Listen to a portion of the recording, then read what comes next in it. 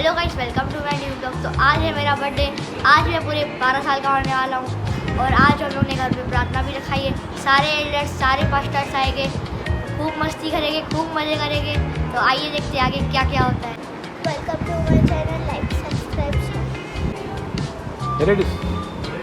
Hello friends, welcome to my channel. Hello friends, welcome to my channel. मेरा नाम है Mahima. Like subscribe and share.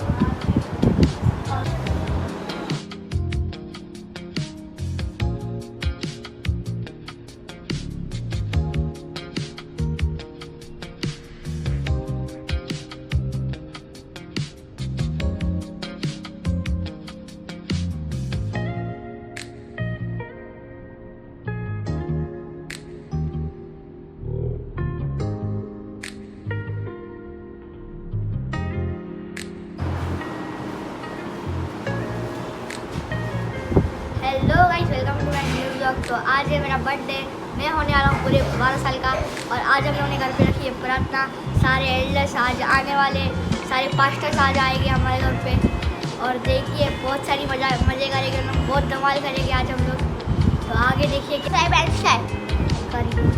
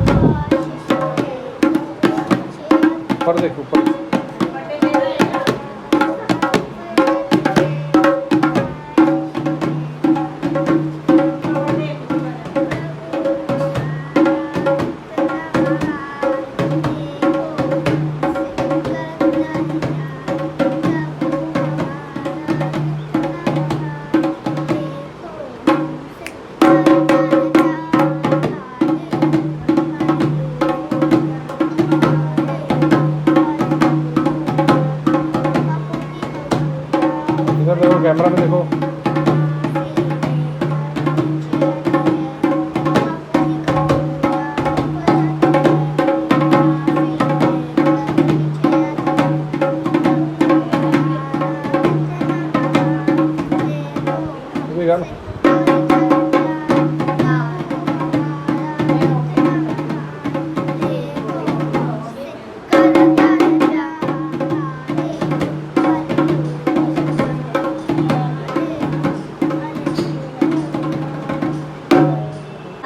Start.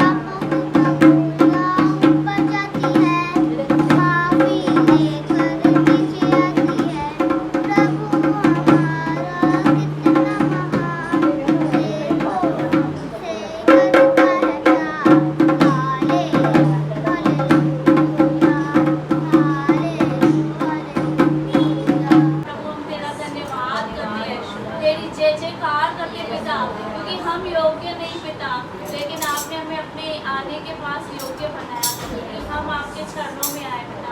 हम आपके निकट आए मेरे राजा, क्योंकि आपके निकट आनंद की भरपूरी है मेरे राजा। हाँ प्रभु, हम आपका धन्यवाद करते मेरे राजा। आप हमें जीवन का मार्ग दिखाते हो प्रभु, हम धन्यवाद करते मेरे राजा। कोटि कोटि धन्यवाद करते मेरे खुदावंद पिता परमेश्वर, धन्यवाद धन्यवाद यीशु। ओ तेरी स्तुति और आराधना करता हूँ मैं तुझसे ये प्रार्थना, महिमा से तेरी तू इस जगह को भर, जो भी तू चाहे तू यहाँ पे कर।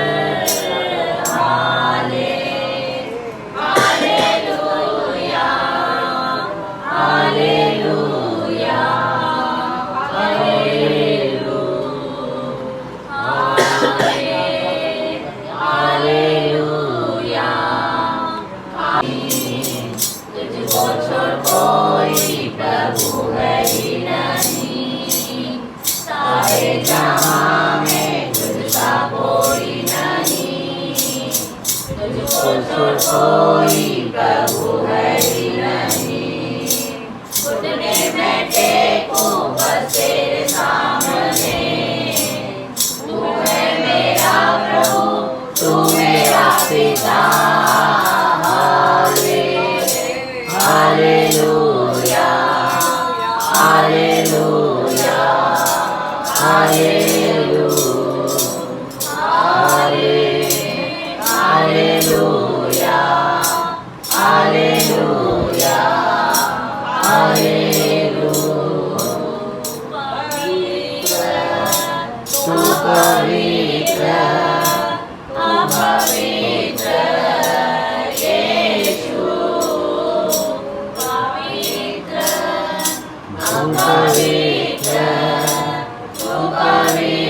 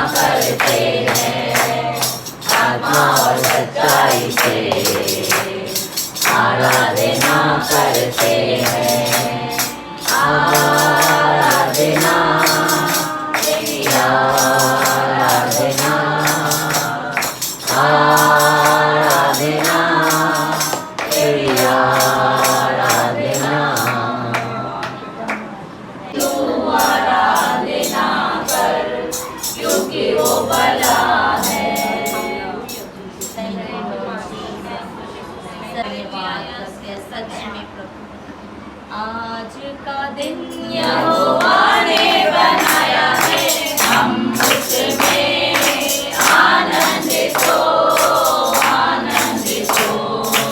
आज का दिन यहोवा ने बनाया, पिया तूने ये है किया, क्यों ना बोलूं फिर मैं तेरी जय जयकार, क्यों ना बोलूं फिर मैं तेरी जय जयकार, क्यों ना बोलूं फिर मैं तेरी जय जयकार, क्यों ना बोलूं फिर मैं तेरी जय जयकार। जय जयकार, जय जयकार, तूने मेरे लिए क्या कुछ न किया। जय जयकार, जय जयकार, तूने मेरे लिए क्या कुछ न किया। अपनी रूह से भर दिया, अपनी शक्ति मुझको दी, ताकि तुम्हें गवाही तेरे जी उठने की।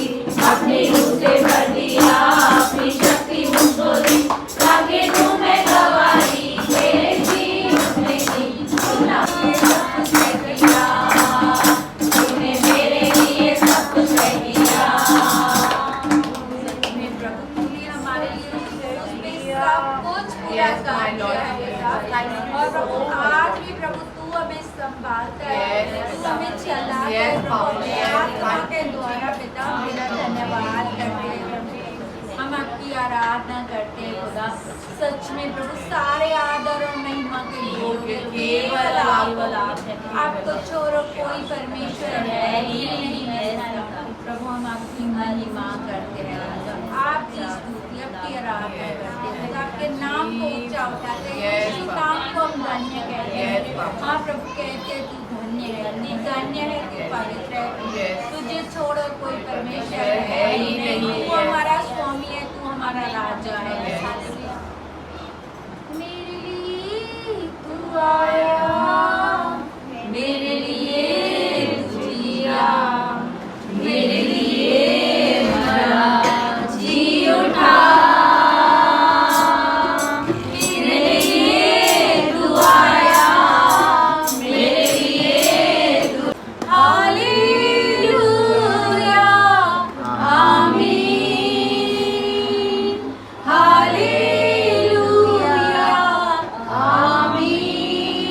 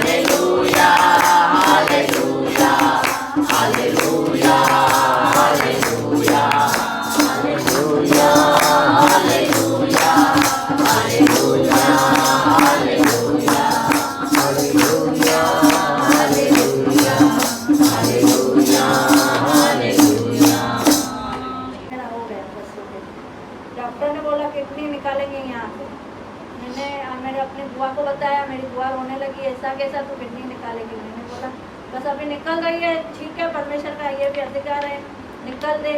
फिर हमारे को दूसरे डॉक्टर ने बोला आपने एक बड़ी हॉस्पिटल में जाओ, शायद बच जाए। वहाँ गए तो उन लोगों ने हाँ बोला किडनी बच जाएगी। तो मैं परमेश्वर का उधर ही मैंने बोला परमेश्वर धन्यवाद। तो बोला आपने परमेश्वर का नाम लिया है तो आपकी किडनी बच गई।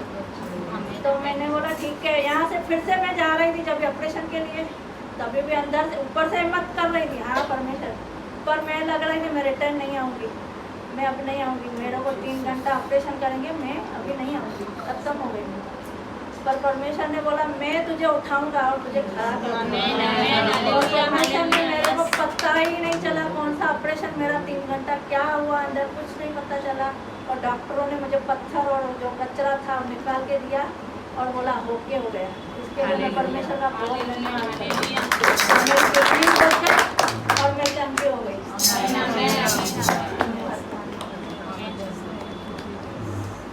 इतना दर्द होने लगा कि मैं उठ ही नहीं पा रही थी। ये बहुत चिल्ला रहे थे कि डॉक्टर के पास चल, डॉक्टर के पास चल। तो मैं उठ के जाने की भी कंडीशन में नहीं थी। और मैं खाने पीने भी बहुत परहेज करती, बहुत मतलब सबको पता है कि बहुत कंट्रोल करती हूँ।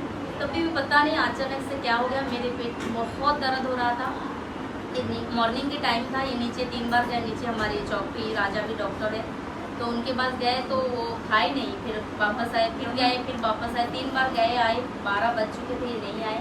फिर मैंने बोला इनको थोड़ा प्रेयर करके मुझे पानी दो, तो दिया, मैंने पानी पिया। फिर उसके बाद ये थोड़ा देख के आए, फिर से वापस गए, नीचे डॉक्टर आए, तो डॉक्टर के पास फिर मैं वो पानी पीने के बाद चलने की कंडीशन में हुई। फिर मैं गई पैदल में चल के डॉक्टर के पास, तो डॉक्टर ने ग्लूकोज इंजेक्शन ये सब दिया।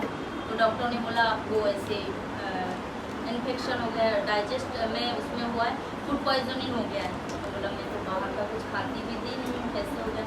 फिर भी मैंने मन में प्रभु से प्रार्थना कर रही थी, ये कर रही थी। तो वो डॉक्टर क्या है, एक दिन में गई 1,500 रुपये चार्जेस थे, उसका चार्जेस काफ़ी ज़्यादा है। 2 दिन गई, फिर से 1,500 रुपये लिया। तो उन्होंने बोला कि आपको 5-6 दिन का कोर्स करना पड़ेगा।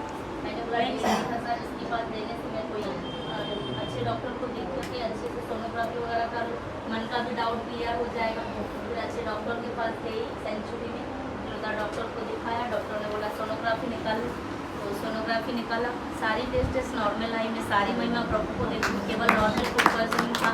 हमारे मन में बहुत संदेह होता है, अरे क्या हो गया, मैं ये करती हूँ, मैं प्रार्थना करती हूँ, सेवा करती हूँ, ऐसे क्यों हो मन में होता है। मैं अपनी बात बता रही हूँ, लेकिन प्रभु देखता है, सच में प्रभु परखता है और हमें एक कदम आगे करता है।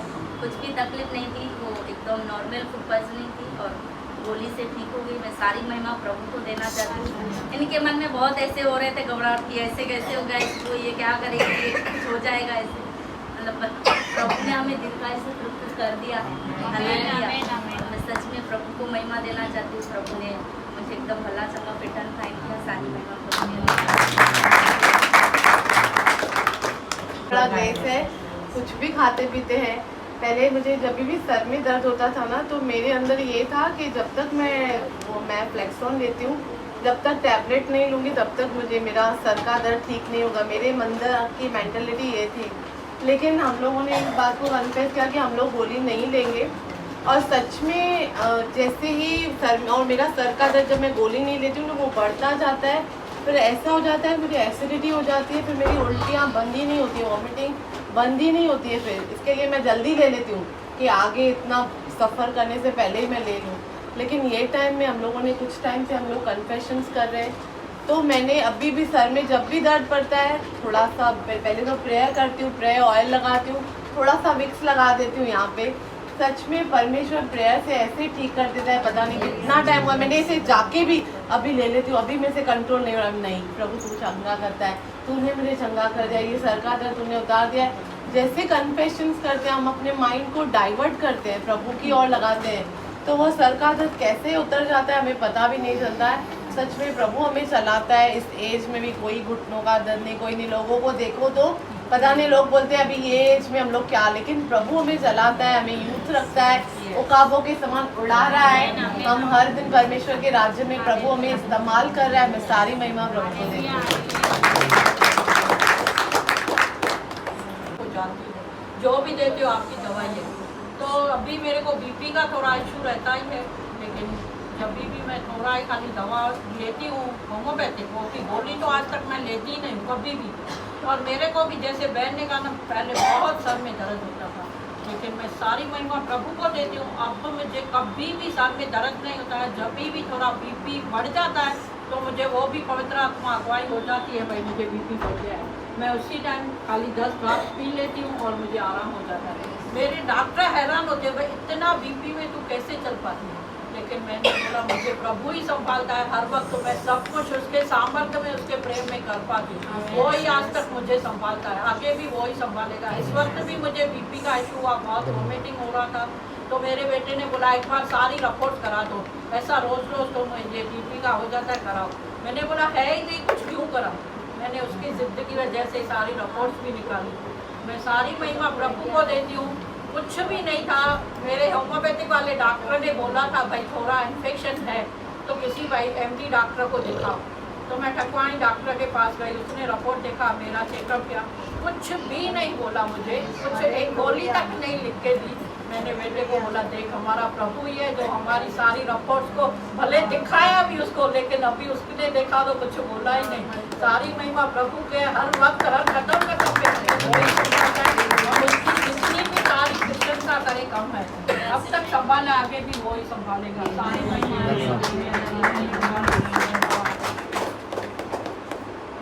देंगे प्रार्थना के लिए अपना दरवाजा खोला।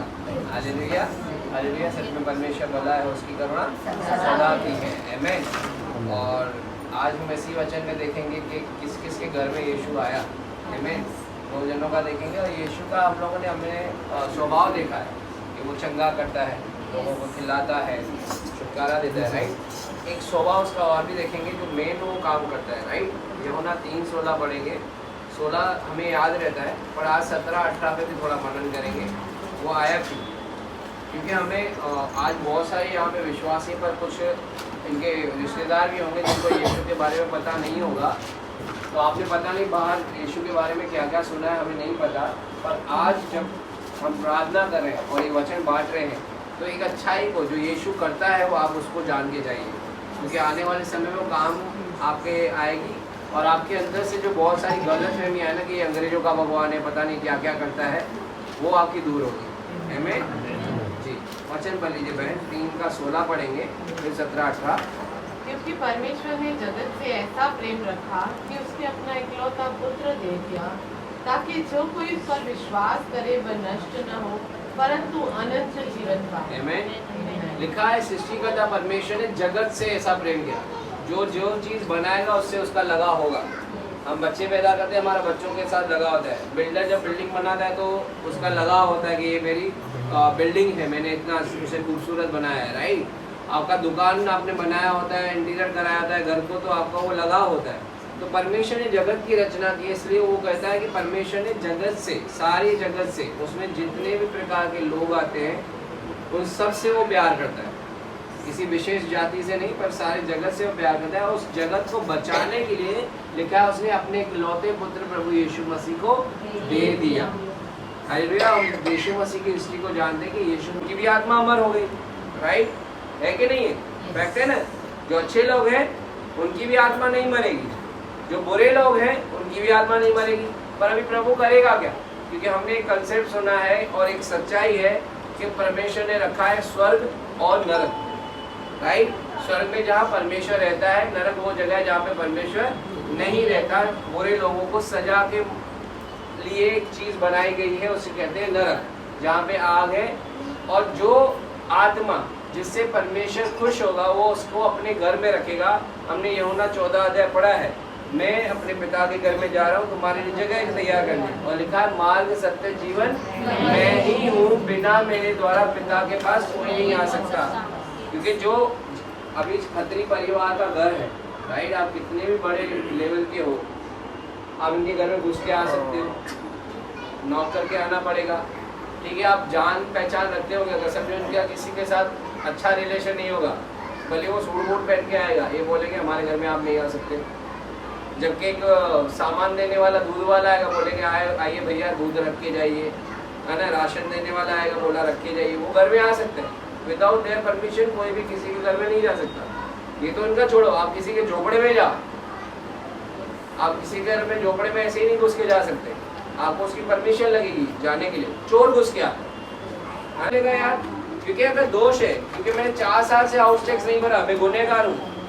अगर मुझे होगा तो उसके ऊपर ब्याज पे ब्याज और पेनल्टी पे पेनल्टी लगेगी, मेरे 4 साल से ऊपर का मुझे भरना है। पर वही गवर्नमेंट जो मुझे पेनल्टी लगाना चाह रही है, उसने स्कीम निकाली है कि आधा भर दे, 20,000 की जगह पे 10,000 भर के अपना 4 साल का क्लियर करा दे। तो कौन सा बेवकूफ़ होगा जो इस योजना को एक्सेप्ट नहीं करेगा। पर कोई कोई होते हैं डेढ़ चाने बोलते हैं नहीं करेंगे, तो वो फंसेंगे, फिर उनको 20 का क्या 40 देना पड़ेगा, अब 10 देना है।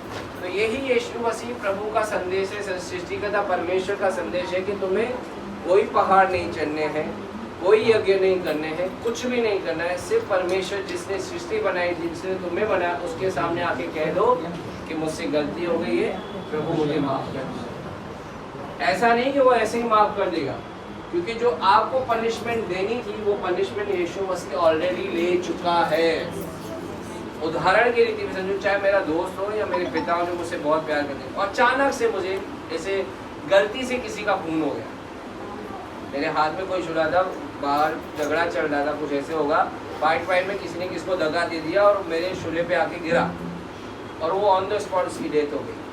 अब मुझे तो पता नहीं, मैं उसको खून नहीं करना चाहता, पर खून हो गया। अब सज़ा मिलनी है, फांसी की सज़ा या उम्र कैद की सज़ा। पर मेरे पिता है, मेरा जो जिगरी दोस्त बोलता है तो ये चाकू मेरे को दे दे, तुम भाग, क्योंकि मैंने अपनी ज़िंदगी जी ली, अब ये दोष मैं अपने ऊपर ले रहा हूँ। तो गवर्नमेंट उसको पकड़ के वो सज़ा देगी, किसी एक को तो सज़ा देनी है ना।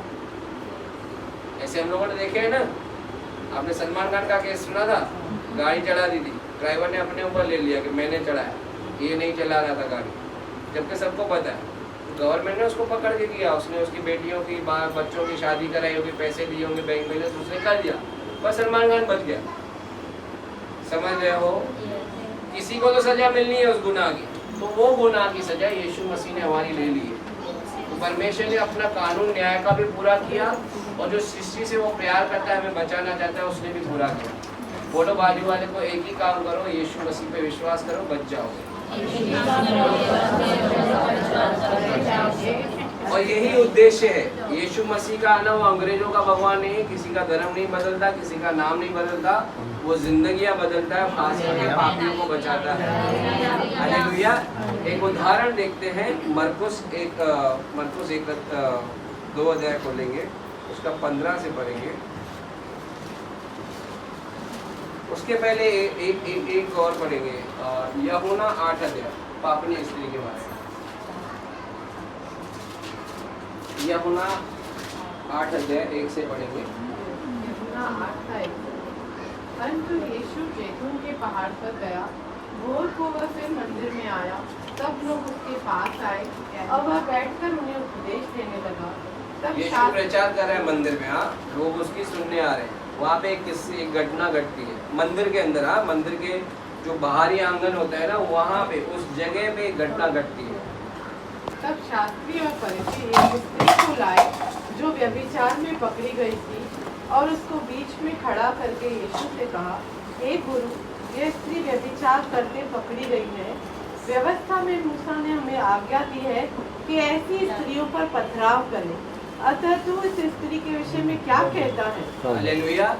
सुनना, ध्यान से सुनना। एक बात हो रही है, यीशु मसीह मंदिर में प्रचार कर रहे हैं, लोगों को सिखा रहे हैं। उसी समय क्या होता है, फरीसी और शास्त्री जिनको यीशु मसीह पसंद नहीं थे, जिनको यीशु मसीह पसंद नहीं थे, वो उनकी किस समय पे करना चाहिए, कितना करना चाहिए और कैसे आज्ञा पालन होनी चाहिए, जो 10 आज्ञा की वो लोगों को सिखा देते। वो क्या कह रहे हैं कि यीशु, वो लिखा है कि एक व्यभिचारिणी स्त्री को पकड़कर यीशु के सामने लेकर आए, मंदिर के बाहर के आंगन में या उस एरिया में लेकर आए और कहा, मूसा ने हमें, वो स्टेटमेंट पढ़ लीजिए, क्या कहते हैं शास्त्री और फरीसी। व्यवस्था में मूसा ने हमें आज्ञा दी है कि ऐसी स्त्रियों पर पथराव करें, अतः तू इस स्त्री के विषय में क्या कहता है? क्या लिखा हुआ है? व्यवस्था में मूसा साहब ने हमें ये आज्ञा दी, ऐसी स्त्रियों पर, सिर्फ स्त्रियों पर पथराव करना था, व्यभिचार जो भी करे, चाहे पुरुष हो, बच्चा हो, बुजुर्ग हो, सब पे करना है। स्टेटमेंट देखो ट्विस्ट करने का, जैसे उन्होंने माता पिता के विषय में आज्ञा को कैसे घुमा दिया था कि अर्पण कर दो तुम माता पिता की सेवा से छूट गए, ये उस प्रकार का था। और ट्विस्ट करें, राइट, और ढकेल क्या रहे। अभी व्यभिचार में बताओ, जब कोई अडल्ट्री कमिट करता है, जब संबंध होता है, गलत संबंध होता है, तो वहाँ पे लड़का लड़की दोनों होते हैं कि लड़की अकेली होती है? अगर कोई व्यभिचार करता हुआ पकड़ा गया तो लड़के को भी पकड़ के लाना चाहिए ना। इतिहासकार मानते हैं वो कोई तो बड़े रुतबे वाला था, जो यहाँ फरीसियों शास्त्रियों में से ही एक था जिसके साथ वो व्यभिचार करी थी, पर उसको फंसाने के लिए। और इसके बाद का स्टेटमेंट पढ़ो, ये क्यों कर रहे थे वो फरीसी और शास्त्री? उन्होंने उसको परखने के लिए ये बात कही, उन्होंने उसको परखने के लिए, यीशु मसीह को चेक करने के लिए बात कही थी कि क्या कहता है, ताकि उस पर दोष लगाने के लिए कोई बात पाए, ताकि उस पर दोष लगाने के लिए बात पाए। यूहन्ना 3 अध्याय यूहन्ना 9 के पहले है, जो यूहन्ना 3 में यीशु को ये सिखाया है परमेश्वर ने जगत से ऐसा प्रेम किया। अब ये प्रेम की शिक्षा देता है कि मारने नहीं आया, दोष लगाने नहीं आया, राइट, ये यीशु मसीह की शिक्षा है।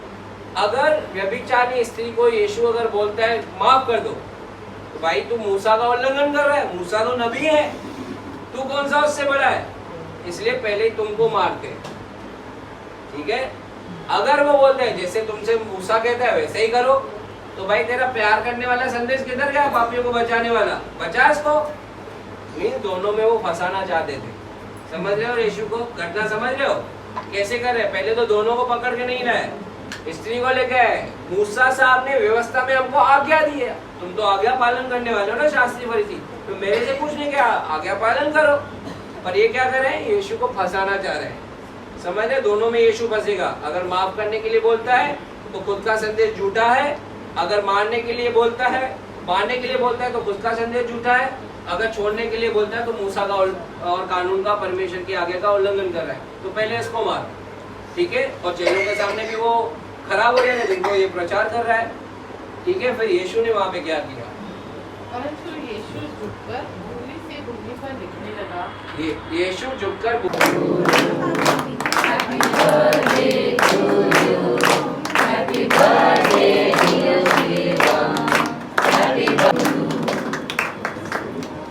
आज का दिन यहोवा ने बनाया है, हम उसमें आनंदित हो, आनंदित हो।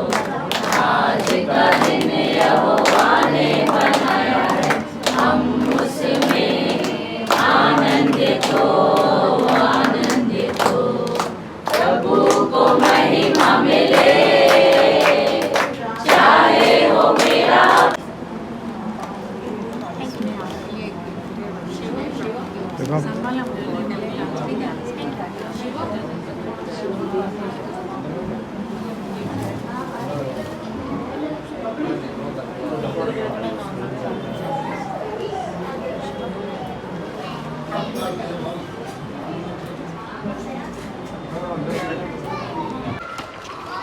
सो गाइस, आपको ये ब्लॉग कैसा लगा? इस ब्लॉग को लाइक कीजिए, शेयर कीजिए एंड सब्सक्राइब कीजिए।